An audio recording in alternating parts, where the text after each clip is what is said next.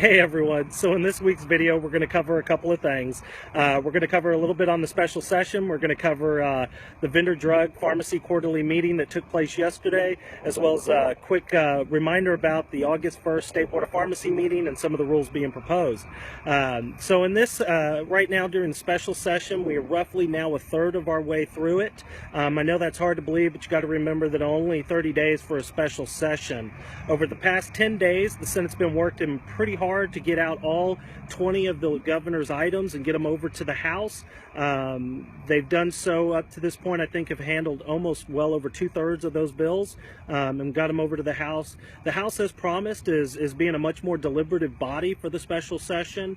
On Tuesday, they took care of the sunset bill, which they sent over to the Senate. They actually decided to vote out their House version and not the Senate version, so still more to come as we follow that through the process. Yesterday and today, the House has been taking up a couple of the issues on the agenda, but they've been going through a much slower process. A lot of that is due to the fact that the House rules make it a much more deliberative process.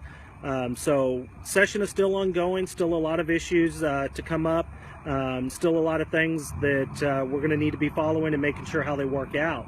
So yesterday, the vendor drug program met with the pharmacy folks. They do this roughly every quarter. This is actually the first one we've had in a little while.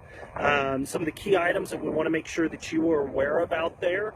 As of October 16th, if you are filling medications for a Medicaid client and their prescriber has not registered with the state Medicaid program, those claims beginning October 16th will begin to be denied. So help to make sure your patients know that if their prescriber has not enrolled yet with Medicaid, they need to do so there's no disruptions with their prescriptions. HHSC along with the MCOs are trying to work out some possible solutions for when it happens. We know it's going to. There's going to be patients that go in to get a medication filled.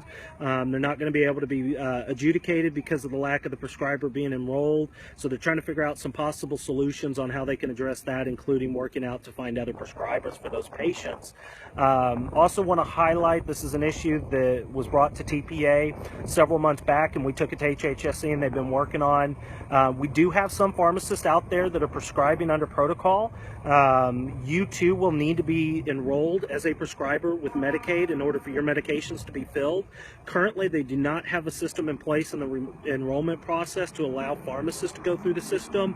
They are diligently working on that. We were told yesterday that they will make every effort to have it well in place before the October 16th deadline and give pharmacy enough time to enroll and make sure that there's no disruptions. And they told us that they will not let it happen to have pharmacists out there that are unable to have medications filled due to the lack of the system working. So they're working every effort they can to make sure pharmacy can do their job for our number of pharmacists out there that are prescribing for Medicaid patients.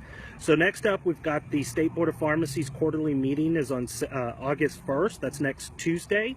There are a lot of issues on the agenda, particularly because it is a post-session agenda. So they're addressing a lot of rules. There's roughly 13 proposed rules being addressed and a handful of final rules. Make sure you look through those at the link we're providing right here, right now. Go through, look at them. There are a number of issues that we want to make sure you let us know if you've got thoughts on, or you want to let the State Board of Pharmacy know directly on these proposed rules. They need to make sure, we want to make sure your voice is heard.